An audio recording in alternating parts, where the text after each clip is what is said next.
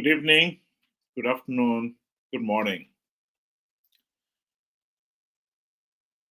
Zimbabwe is a failed state. And one of the reasons why we are a failed state is that we have failed to hold our leaders to democratic account. 45 years after independence, we are yet to hold free, fair, and credible elections.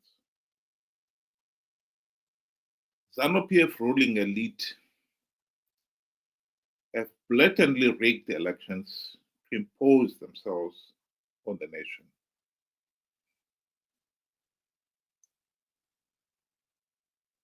The ancient Greeks,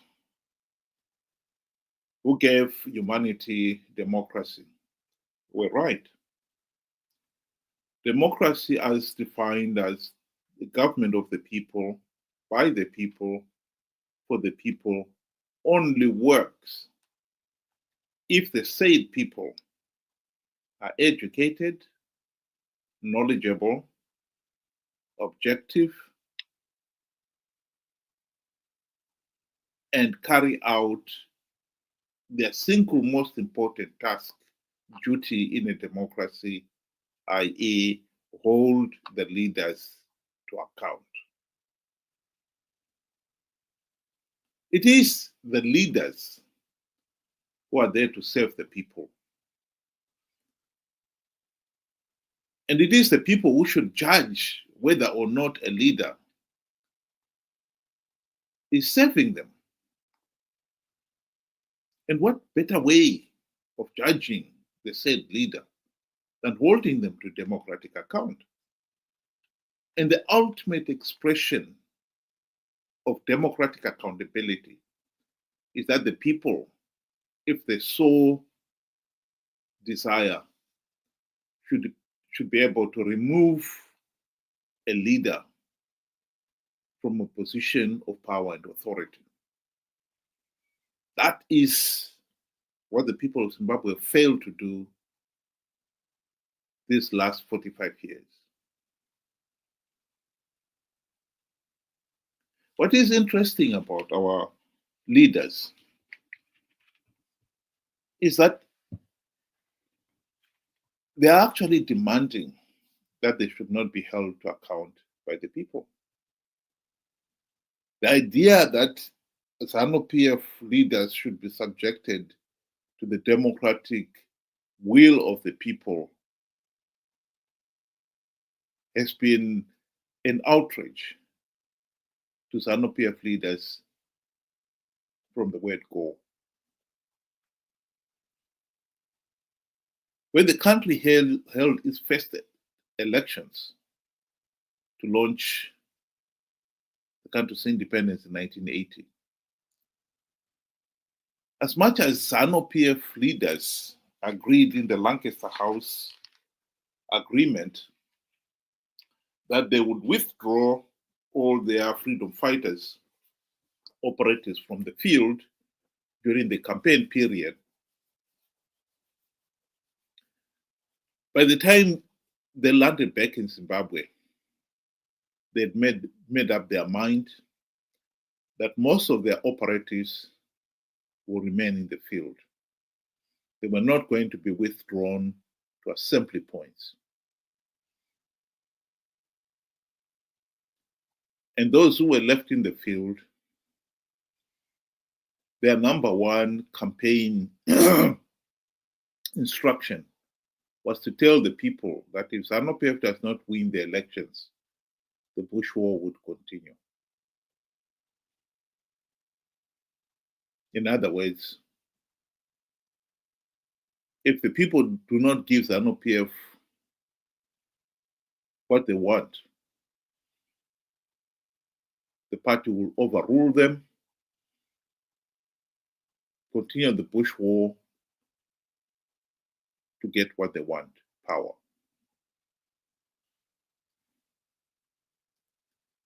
One of the interesting events happened in 2017 following the military coup.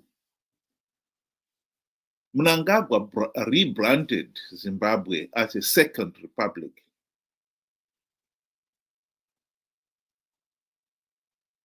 You can tell that he and his colleagues had thought about this. Why second republic? They were still the ZANU-PF, other than the dictator Mugabe being removed and a few other people around him. The party that was taking over after the coup was still ZANU-PF. So what was the Second Republic about? Same party was ruling, same individuals, most of them were in power. So what has changed? The reason why they were adamant on the rebranding is that Mnangagwa did not want to be held accountable for whatever ZANU-PF had done from 1980 to 2017. And yet he was one of the key players in that period.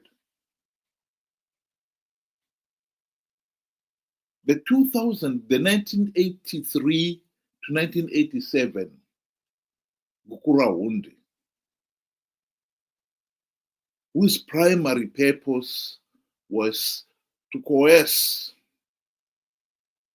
the late Dr. Joshua Ngomo and his fellow PF SAPU leaders and members to give up the ambition of being an independent party, challenging ZANU-PF for power, and force them to sign the Unity Accord with ZANU-PF. They finally signed it in 1987.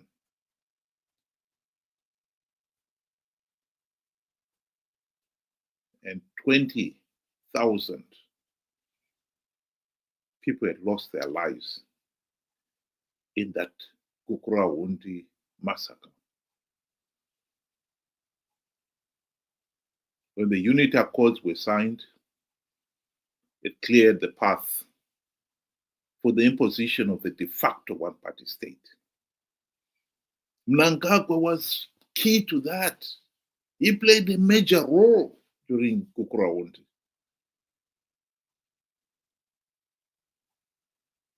Mnangagwa was also to play another major role in the soft coup of the 2008 elections. Here is a video of him posting about his role in the 2008 electoral coup. 2008 patakaita ma-elections pakaposa papinda Tsvangirai ndandiri election agent ya president. Ma-results abuda tiri party headquarters vamutasa vanga vari secretary vedu ve-administration vamutasa muripi yafona ndiri kwarusapi komogwenda kwarusapi seka ma-results achibuda kudai vanga aiwa zvako izvo Mnangagwa ndezvako endaenda kumusha ofisi vanga vabisa zvinhu zvavo zvose watofunga kuti zani yadini yaparara. President ofona zvakamira sei kati ndomamira zvakaita takatodini kateda sei manje mama ndikati abvudzai baba nditaurira baba gadzirai politburo cabinet musarangarira zvimwe zvipi gadzirai chi cabinet asi nangoda kuti muzive kuti 2008 ma-results abuda vamutasa vakatiza. As a country we face a generational transition. Vana vesa vari kuma below 35, they are crying out for help. The country is in a mess. Arusurufaro. We know we are inheriting a mess. We know this country has been left with nothing. I'm assuring you that starting from tomorrow, you'll see a different nation from what we have seen or read on the news about these results and everything. Where we are going ahead there, the situation will be very different. What we said to our people, they could not see with their own eyes.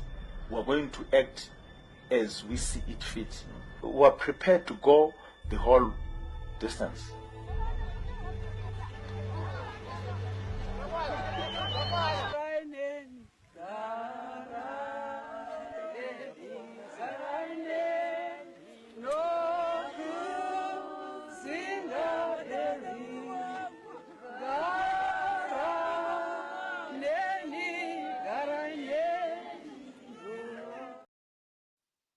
This is a regime, a political party that did not want to be held to account. The military coup of 2017 itself, he didn't want to be held to account. So what better way of escaping accountability than declaring, rebranding Zimbabwe a second republic, putting as much distance between himself and the administration that he had forcibly used force. It killed many people to retain Mugabe in power for all those 37 years. And yet, when he got into power, he wanted to pretend that he had absolutely nothing to do with it. This is a second republic. And he could not be held to account for what happened in the First Republic. The interesting thing about it is even then, when he took power in 2017 following the coup, he promised to stamp out corruption. He promised to hold free, fair, and credible elections. He never kept any of those promises. He blatantly rigged the 2018 elections and then rigged the 2023 elections. And even after SADC and the AU had condemned the 2023 elections as flawed and illegal, Mnangagwa had the arrogance of dismissing their claims with the usual contempt. As far as he was concerned, Deshavo.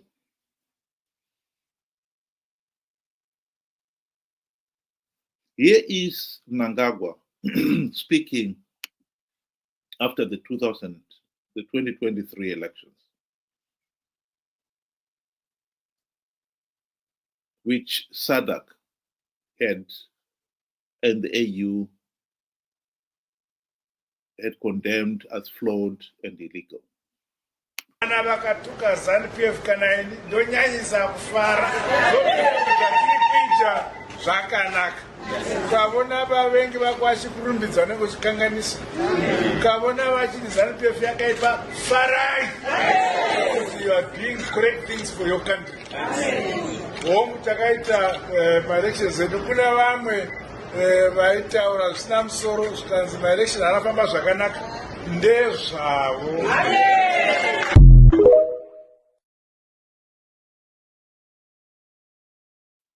Well, to be quite honest, SADC and the AU, SADC is the regional body. The AU is the continental body.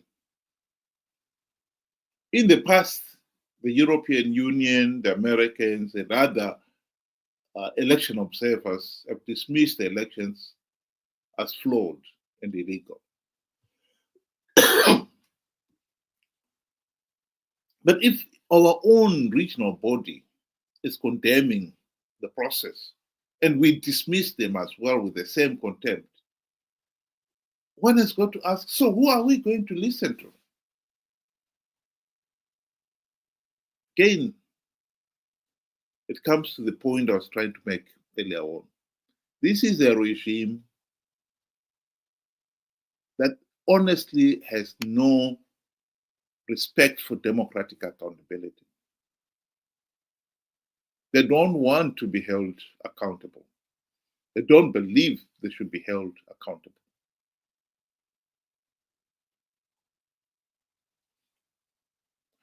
One of the requirements for a healthy democracy is that the people should be educated.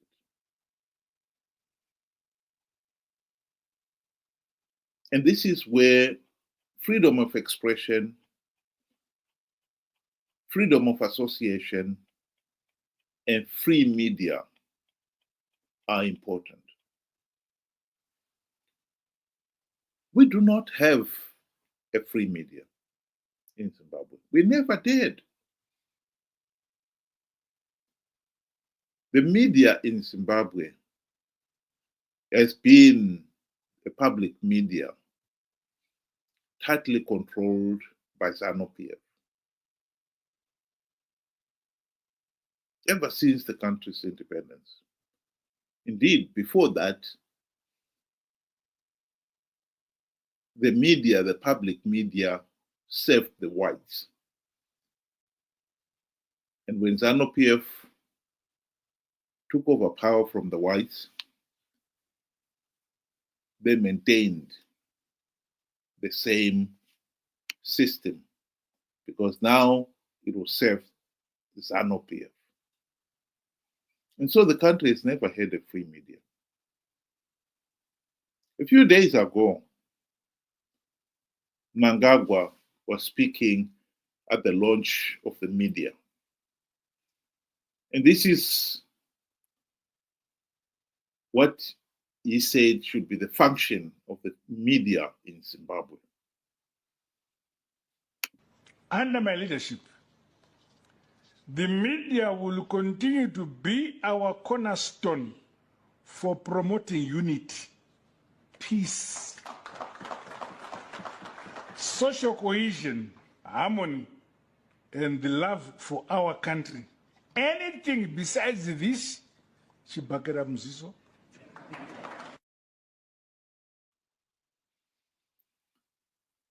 I had to listen to that twice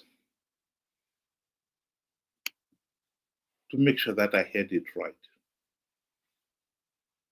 In other words, if the media should ever want to criticize the regime, Chibakera Mziso, they'll be beaten.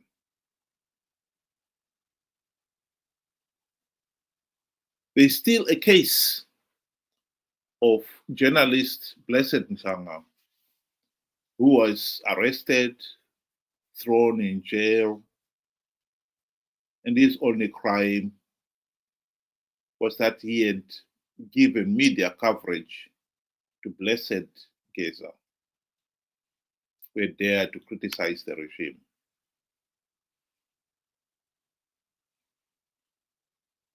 Blessed Nsanga is not the only journalist who has been punished by the regime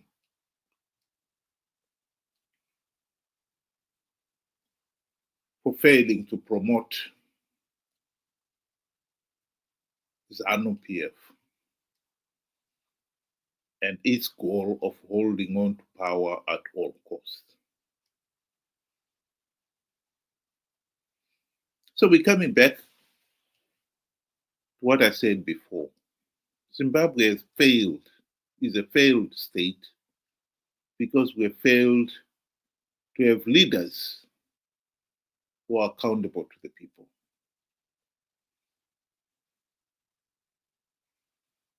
I think the greatest failure on our part as a nation is that we have allowed ZANU-PF to get away with it for 45 years and counting.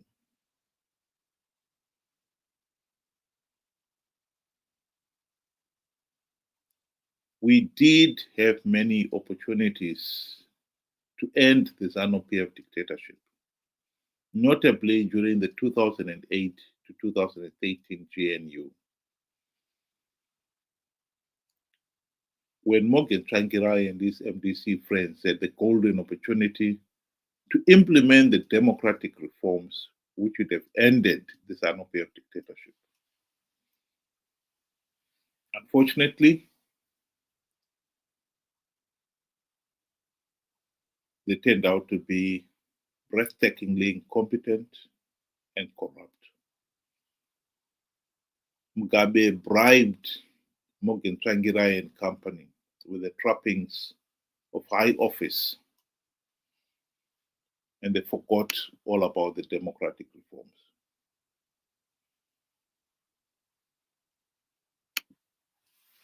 They failed to implement even one token democratic reform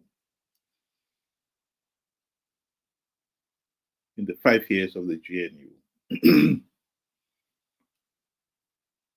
And worse still, ever since the GNU debacle, the MDC CCC leaders have participated in flawed elections, knowing fully well that the process is flawed, out of greed.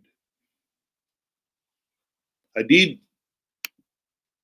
a video earlier on this evening talking about how MDC CCC leaders have had the arrogance of claiming that they should not be held democratically accountable to the people.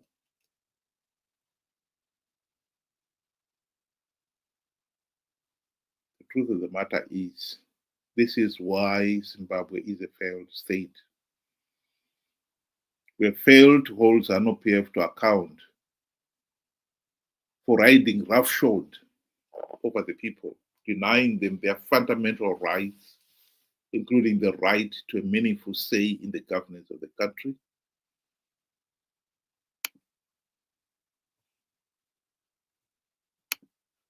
and even denying them the right to life itself. We have also let ourselves down by failing to hold the MDC CCC leaders to account for selling out on implementing the democratic reforms, even when they had the golden chance to do so, and for participating in flawed elections to give ZANU-PF legitimacy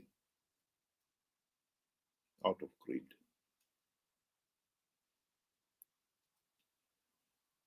Let me reiterate the point here.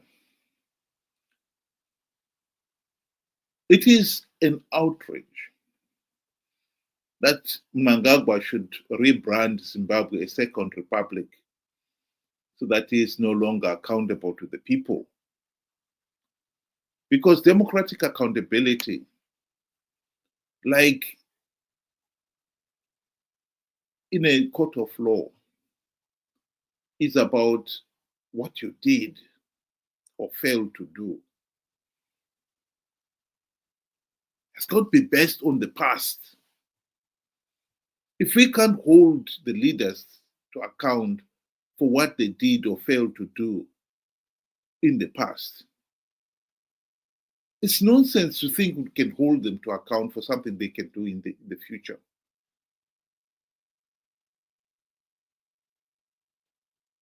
So it is an insult that Mnangagwa now, by having the Second Republic, he escaped democratic accountability for 1980 to 2017. And ever since he took power, he doesn't want to be held accountable for failing to hold free, fair, and credible elections. And on the economic front, he doesn't want to be held accountable with the fact that there are no drugs in our hospitals, the roads have got potholes. He's saying, no, hold me to account for Vision 2030. I'm going to deliver Vision 2030. And we have got to hold him to account for Vision 2030. It's only when we get there that we can hold him to account. It's the most ridiculous argument you can ever think of. If you are driving from Gweru to Harare, surely you will know whether they're making progress or not. If you find that after an hour of driving,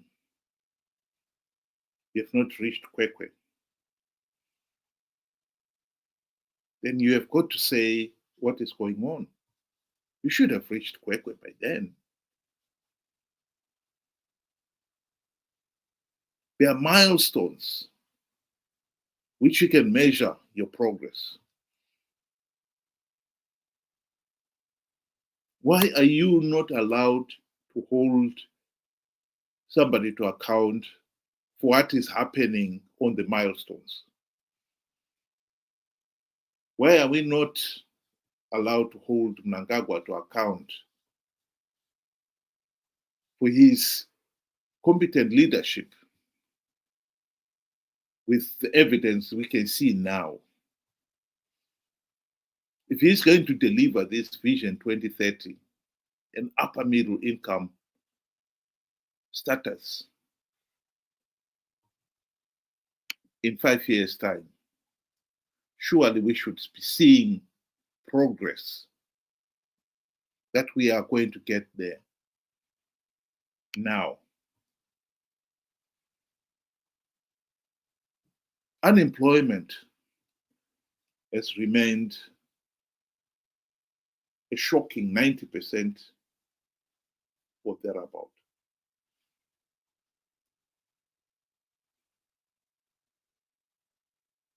Our education system has all but collapsed.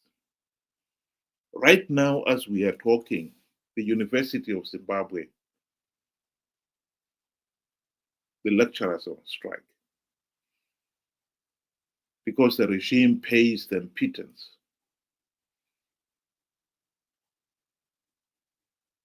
Corruption in Zimbabwe is on overdrive. Many people right now have no electricity in their homes. How are we going to develop the country and increase the people's income threefold in the remaining 5 years when we have failed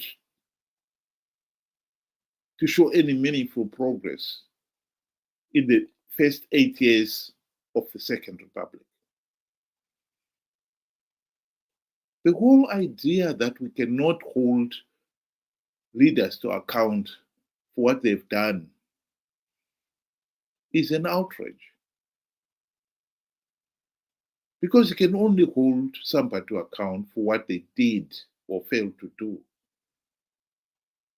and not what they may or may not do in the future.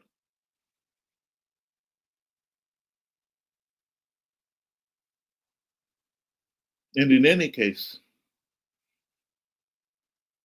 if we're going to wait for 2030, by then Mnangagwa would have served more than his maximum 2-term limits. What is the point?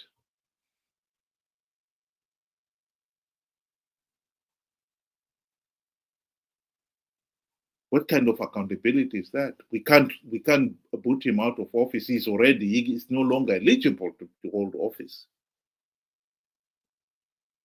I think the people of Zimbabwe should put their foot down and demand a healthy and functioning system of government in which leaders are held to account. That should be at the heart of our demands.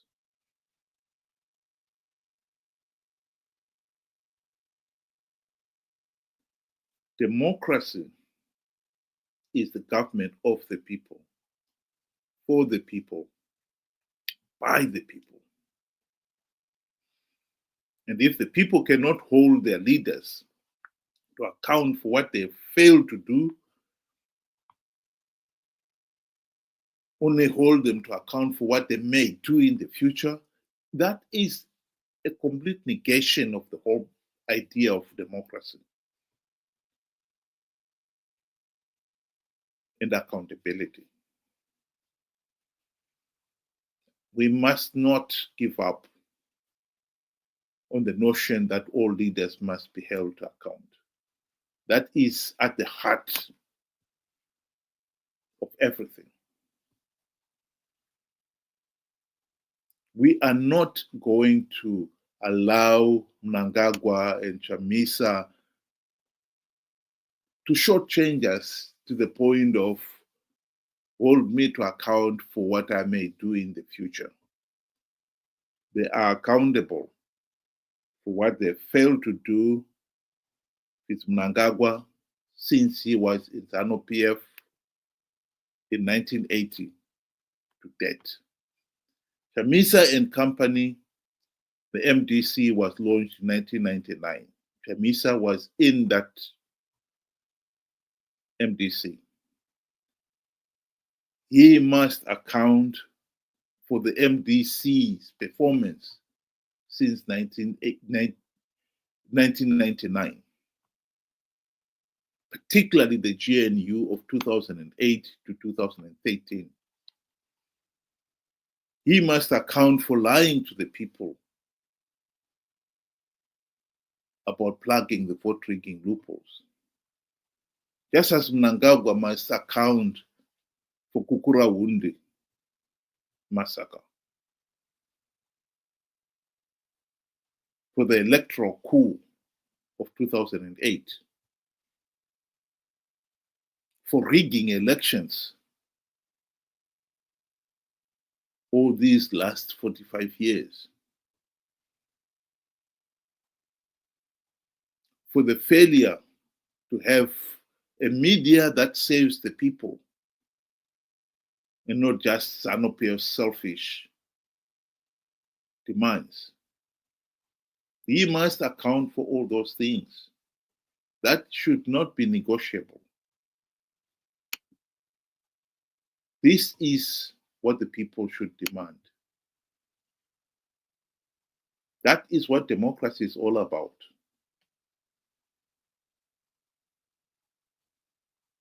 No leader should be above democratic accountability.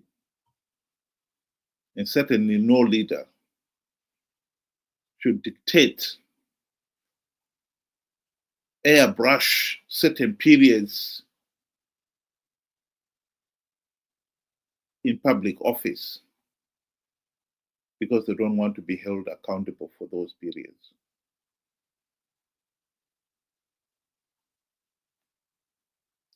We need to wake up as a nation to the realization that if we want a healthy and functioning democracy,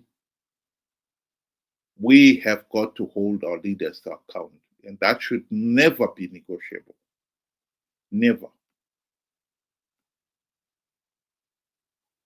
Thank you very much. Have a good night.